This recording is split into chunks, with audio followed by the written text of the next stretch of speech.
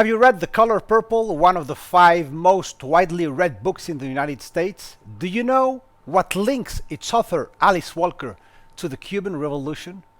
We'll find out in a moment.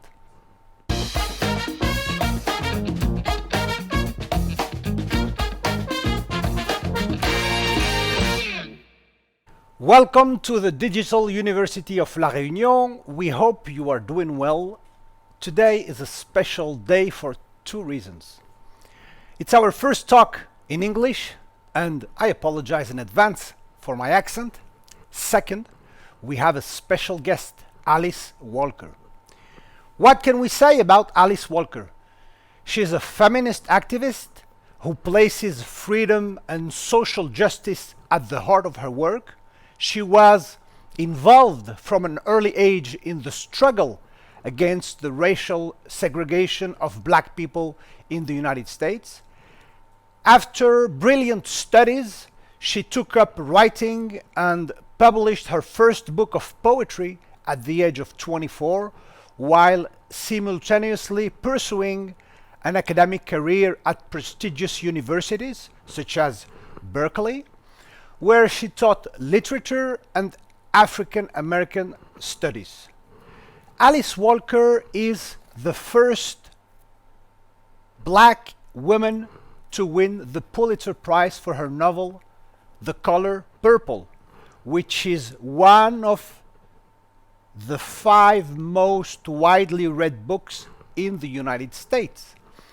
Alice has been strongly influenced by the Cuban Revolution and its universal message of emancipation, and she has been fighting for years against the economic sanctions that hit the island's populations. She's also deeply committed to the fight for environmental preservation and human progress. Alice, thank you so much for joining us. It's a great honor to have you at the Digital University of La Réunion. I'm delighted to be with you. Let's start with our first question. Who is Alice Walker? Where and when were you born?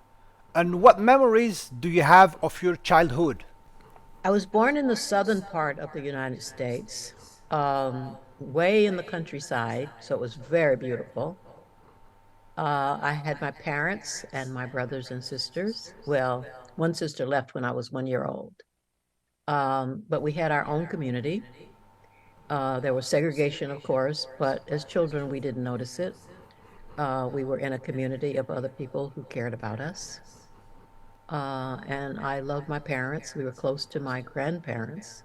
They were close enough so that I could sneak away and visit them whenever I wanted.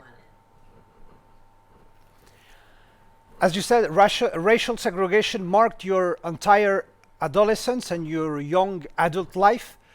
What were the daily expressions of this state policy of discrimination based on skin color, which imposed indelible suffering on men, women, children, and remains today in the collective memory? Well, for one thing, we never had decent housing. And also, we could be forced to move almost every year. Not quite every year, but very often. And my father and my mother worked really very hard to keep us from from feeling the oppression on a daily basis. We rarely saw white people.